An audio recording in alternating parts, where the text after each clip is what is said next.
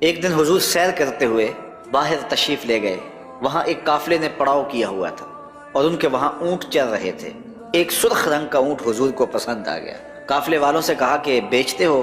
انہوں نے کہا جی ہم بیچتے ہیں۔ کتنے کا بیچتے ہو؟ کہا اتنے کا۔ سودا طے ہو گیا۔ حضور فرمایا میں تاجرانہ غرض سے تو آیا نہیں تھا، میں تو سیر کے لیے آیا، یہاں تمہارا اونٹ مجھے پسند آ گیا تو میں اس کا خریدار بن گیا، میں اپنے شہر میں جا کر اس کی قیمت تمہیں بھیج دوں گا۔ اونٹ پکڑا اور حضور سوئے مدینہ چل دیے۔ جب تک حضور دکھائی دیتے رہے وہ حضور کو دیکھتے رہے۔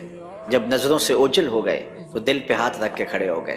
تھوڑی دیر کے بعد جب سکتے سے باہر آئے تو ایک دوسرے سے پوچھنے لگے کہ ایک شخص آیا اور وہ تم سے اونٹ لے گیا، تم نے نہ اس کا پتہ پوچھا، نہ کوئی اس نے ضامن دیا، اور نہ تم میں سے اسے کوئی جانتا ہے۔ یار صاحب کی عقل پہ پردہ آ گیا، کسی نے اس کا پتہ پوچھ لیا ہوتا۔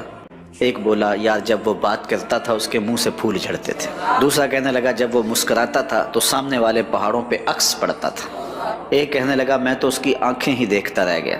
کہا جو بھی ہوا تم اس کے حسن میں کھو گئے اور وہ اپنے حسن کا جادو جگا کے قیمتی اونٹ ہتھیا کے لے گیا۔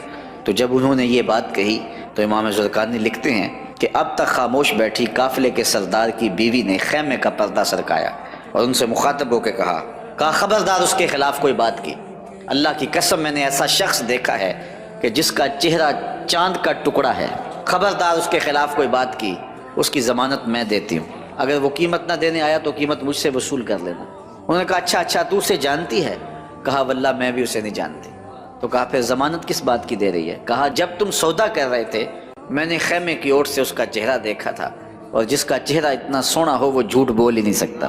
کچھ دیر گزری، حضور علیہ السلام کے فرستادہ اشخاص حاضر خدمت ہو گئے۔ تو ایک شخص آیا جس نے کہا کہ میں رسول کریم صلی اللہ علیہ وسلم کا قاصد ہوں اور حضور نے مجھے تمہاری جانب بھیجا ہے، اور یہ لو کھجوریں، ان سے اپنی قیمت پوری کر لو، اور یہ کھجوریں حضور نے تمہاری ضیافت کے لیے بھیجی۔ انہوں نے کہا کہ قیمت تو ہم لیں گے لیکن بتا وہ پیارا رہتا کدھر ہے؟ انہوں نے کہا کہ وہی یہ کھجوروں کے جو جھنڈ دکھائی دیتے ہیں یہی اس محبوب کا ڈیرا ہے۔ امام زرقانی لکھتے ہیں کہ سارا قافلہ اٹھا اور حضور کے قدموں میں جا کے بیٹھ گیا۔ سب نے اسلام کی دولت حاصل کی تو حضور کا چہرہ ہی اتنا خوبصورت تھا کہ جو دیکھتا تو پھر دیکھتا ہی رہ جاتا۔